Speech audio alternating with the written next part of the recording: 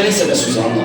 Uşaqlar, siz de her zaman dostluqda Suzanla kimi etibarlı olun ki, dostlarınız çox olsun. Yaxşı, bəs köz zamanı. Keçələnə, axı bugün bayramdır. Biz de seni Roma gibi çağırmışıq.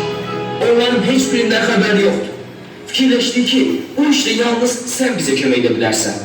Düz fikirləşmişsiniz.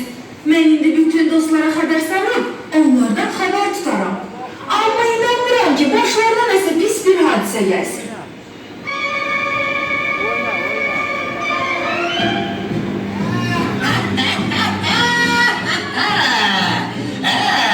Ne yaxşı hamınız bir yerdəsiz.